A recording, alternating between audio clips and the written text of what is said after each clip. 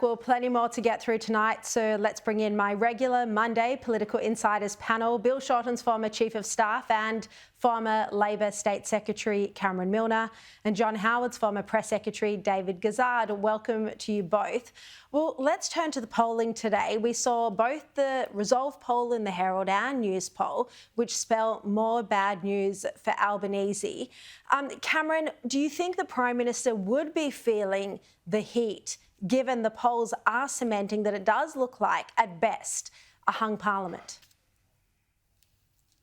Well, this guy must have the thickest skin in Australia because he hasn't heard the message from the people on the street, the people he's supposed to be out meeting, Sharri. I mean, it's no great surprise. The rest of us who are talking to Australians understand just how badly this government's handling things. I mean, this is a government who has an answer for nothing and an excuse for everything.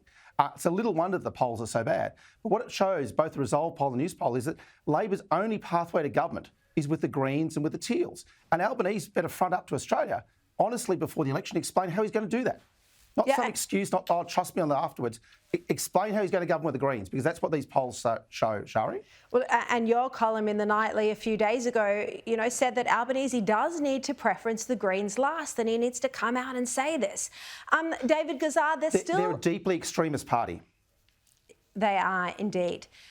David, there's still a long way to go, though, until Peter Dutton makes up the ground to put him in a position to win minority or let alone majority government. I mean, the coalition's just so far behind on the seats. Yeah, I think that's right. I mean, the most likely pathway forward at the moment is you see a minority government either way. That said, there's a long way to go. Most people don't make up their mind until very late in the campaign. And we haven't seen any policies yet really effectively from the coalition. So once that starts and people start making up their mind, but there's only been one-term government in Australia's history since Federation, the 31 Scullin government.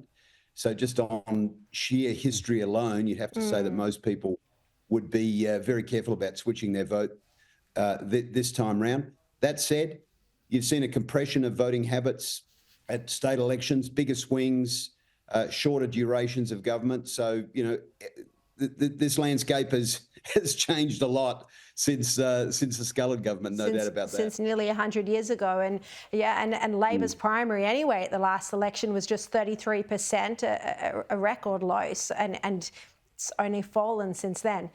Now, Peter Dutton gave a major speech on nuclear energy policy today. Cameron, the opposition leader said that if the state premiers supported his plan, he'd be able to get it up and running pretty quickly. But the issue is that most of the states, at this point anyway, don't support it. Well, that's right. And I think even David Crisafulli in Queensland said that he won't go nuclear even if he wins the Queensland state election. So, yes, there's that problem. But I think the voters are making the change here, Sharri. I mean, 19 out of 20 countries around the world use nuclear power perfectly safely.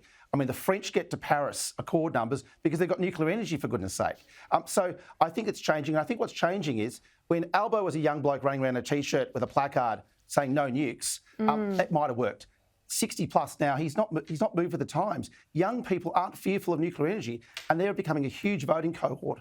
And I think on the issue of nuclear, Dutton's got it right. It's the future of getting to net zero by 2050, along with renewables and everything else we're doing as well.